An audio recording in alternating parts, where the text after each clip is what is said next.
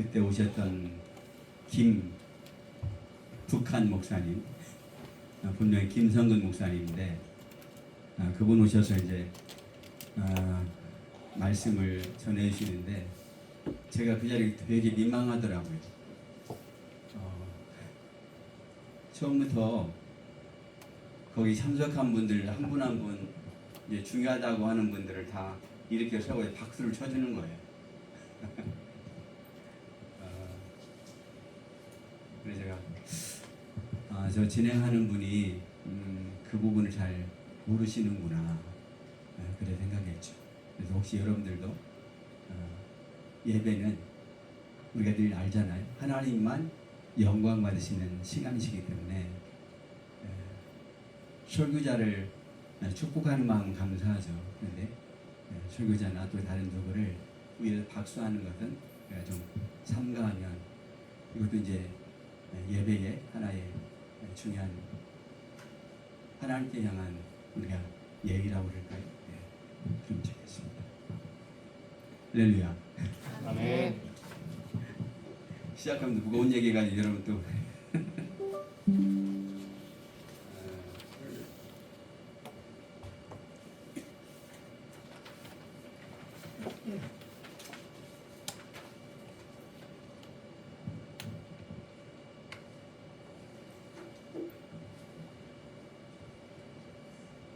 제가 오늘 여러분께 나눌 말씀을 메모를 해왔습니다.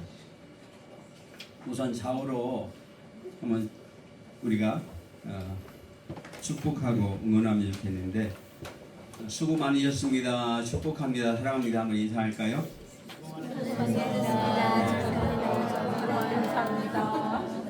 우리 특별히 12주간 훈련생 8분의 훈련생이 정말 수고하셨는데 한 분도 나구됨 없이 우리 훈련생들 향하여 축복합니다. 사랑합니다.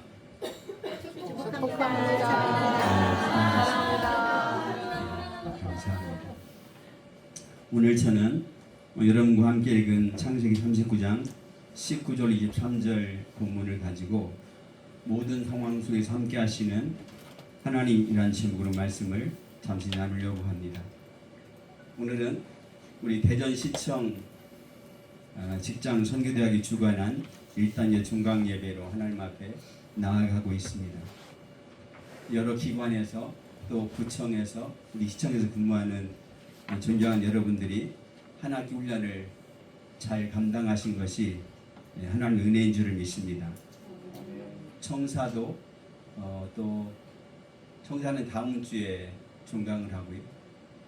연구단지는 내일 모레 목요일 날 종강을 하고 세종도 내일 모레 종강을 하고 그래서 대전 충청권의 4곳의 선교대학이 다음 주까지 1학기를 마치게 되는데 제가 그곳을 한 곳 한 곳 순회하고 돌면서 하나님께서 풍성한 은혜를 부어주셨다 싶습니다.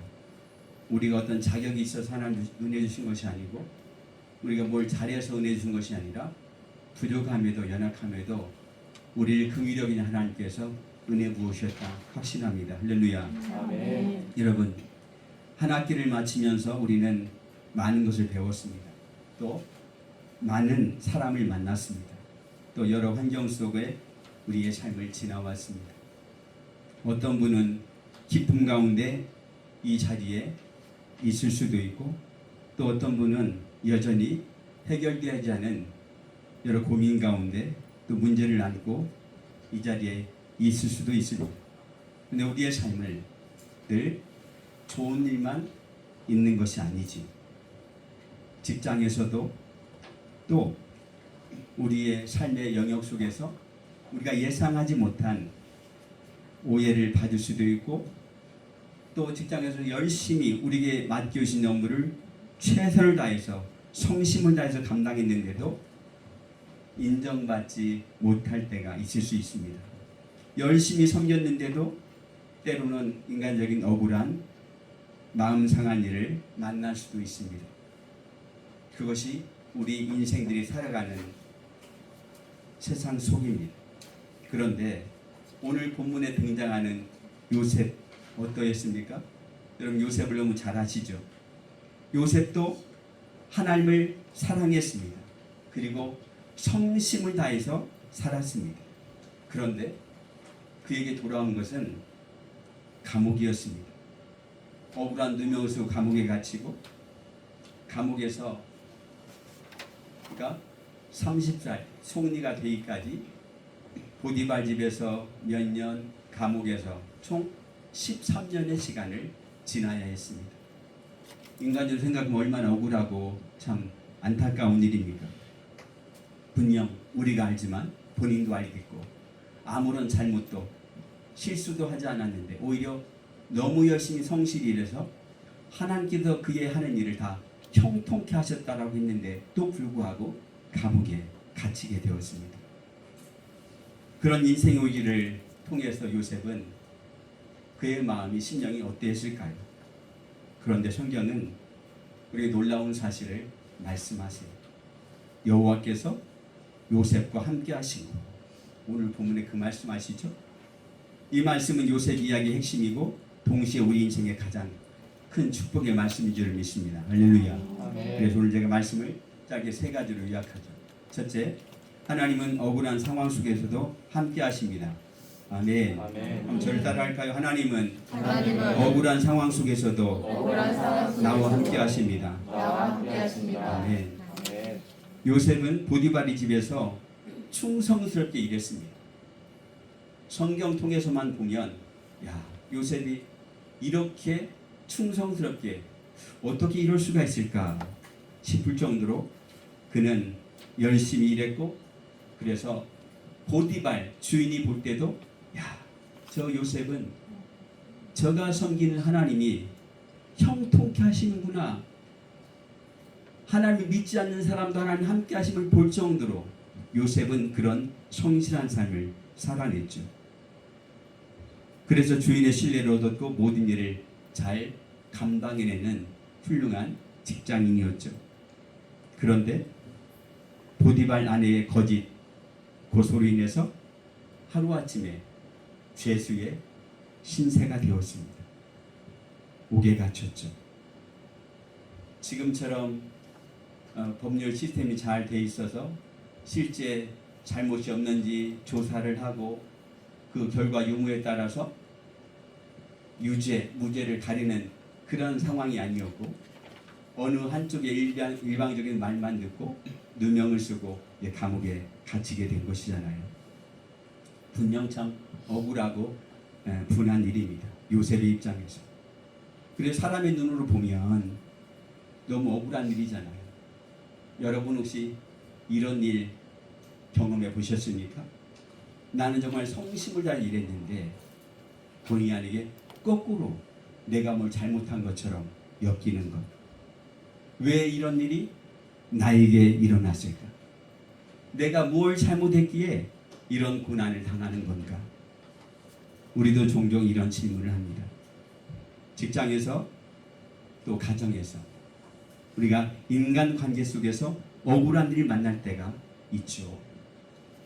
하지만 하나님은 억울한 감옥 속에 있는 요셉을 버리지 않으셨습니다. 할렐루야. 아멘.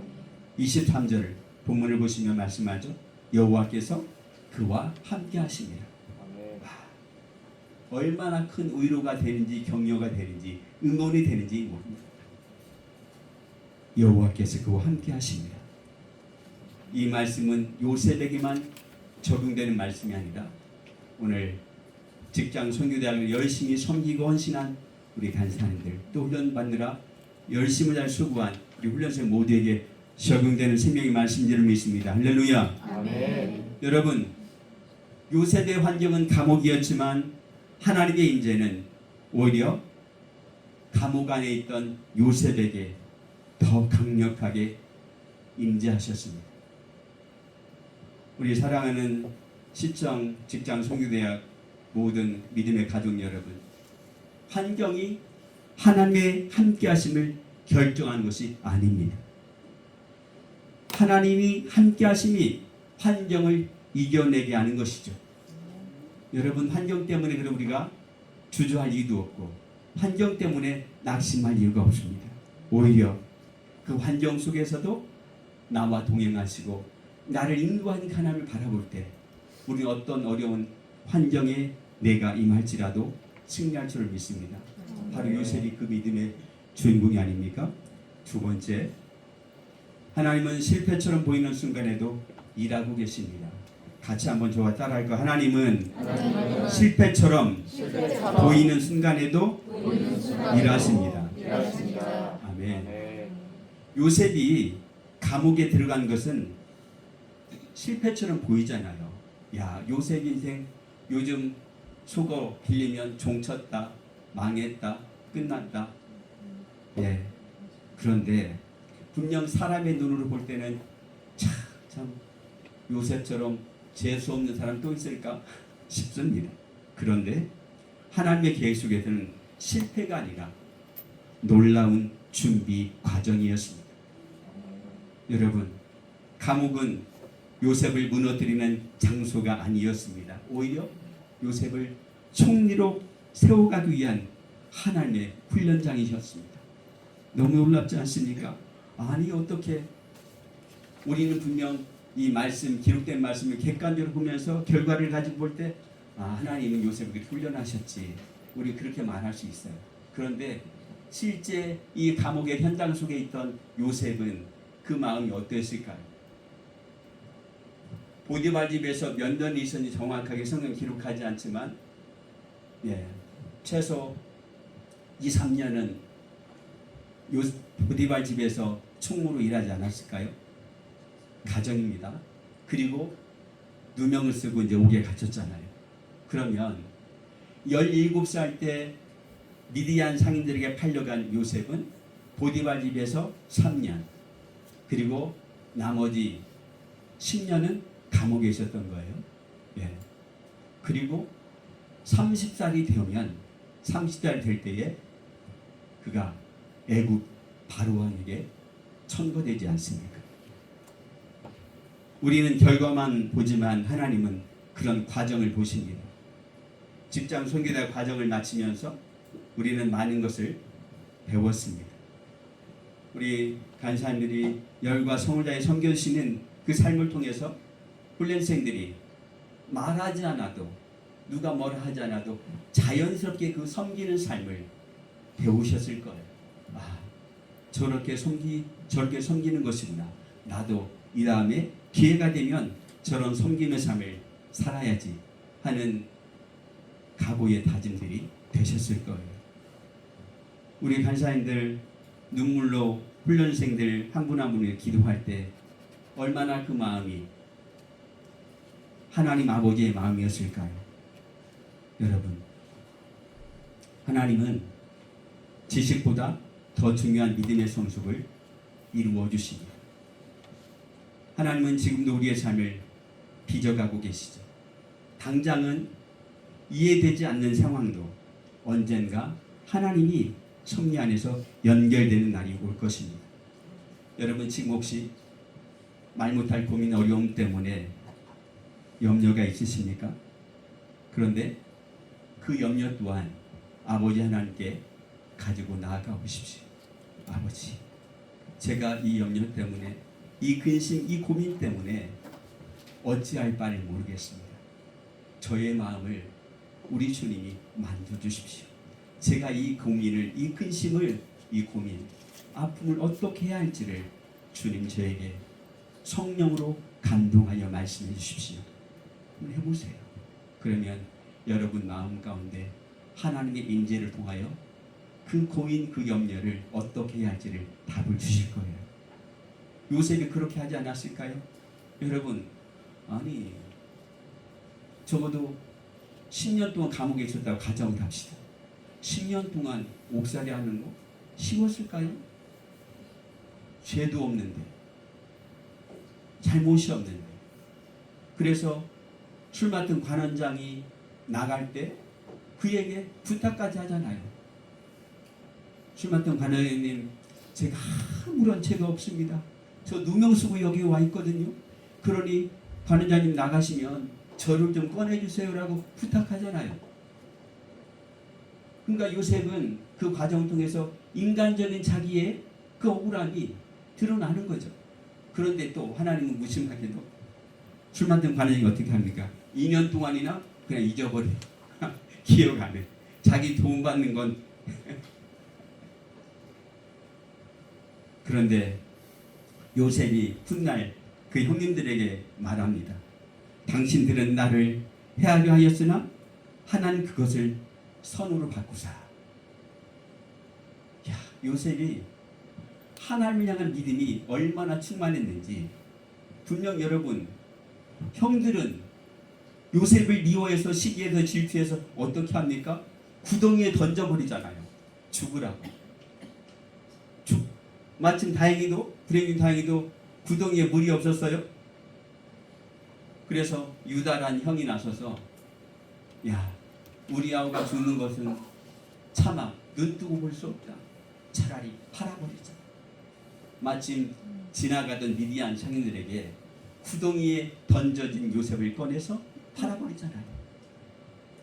여러분, 우리 마음 같으면 그 서운함, 억울함, 형님들에 대한 그 원망함이 하늘을 찌를 것 그렇게 하지 않겠어요? 그런데 요셉은 당신들은 나를 해하려 하였으나 하나님 그것을 선으로 바꾸셨다라고 고백합니다. 그러니까 하나님은 오늘도 우리의 모든 상황을 선으로 바꾸신 하나님인 줄로 믿습니다. 여러분, 오늘 저와 여러분이 말 못하는 고민을 어려움을 가지고 있다면 그건 하나님께 반드시 선으로 바꾸실 것을 믿으시기 바랍니다. 할렐루야. 마지막 세 번째 하나만 더 살피죠. 세 번째, 하나님은 함께 하심으로 미래를 열어가십니다. 같이 합시다. 하나님은 함께 하심으로 미래를 열어가십니다. 누구 함께 하실까요? 나와 함께 하세요. 누구 함께 하실까요? 우리 가족들, 내 자녀들과 함께 하세요.